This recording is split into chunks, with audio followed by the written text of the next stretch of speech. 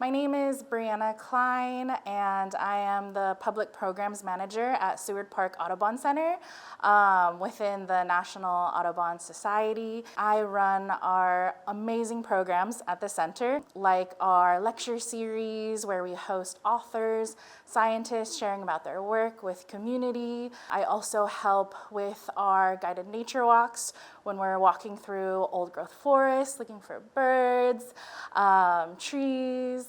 And I also lead our ecological restoration at Seward Park through our partnerships. The civic skill that I would love to share about and talk about is birding. And birding creates ecological literacy.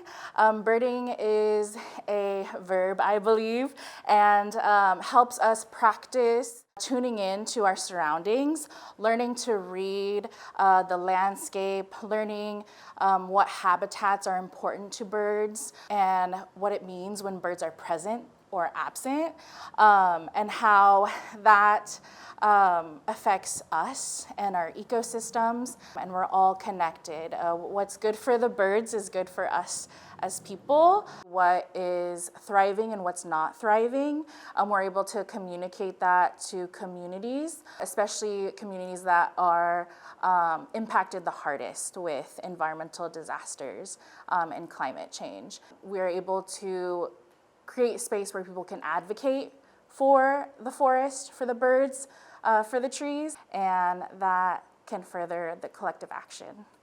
Yeah. Black, Indigenous, and people of color are a lot of times left out of those conversations. But those are the folks that are, have been practicing taking care of the land since time immemorial. And so it's really important that we listen to folks who have lived and breathed that practice of being in relationship.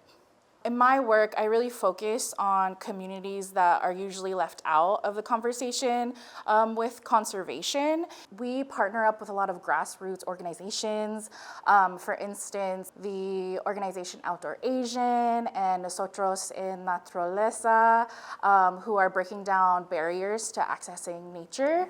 Something that I always talk about during our tree walks is the importance of the trees and what they can symbolize and teach us. And these are from teachings from the Coast Salish folks of like the Douglas fir and the Western red cedar, and how the Western red cedar is like the tree of life. And so I see myself and my culture within that practice, my family being from the Philippines, and how our tree of life is the coconut tree and how it's providing so much to our communities through like food, through materials, and all of that stuff. So.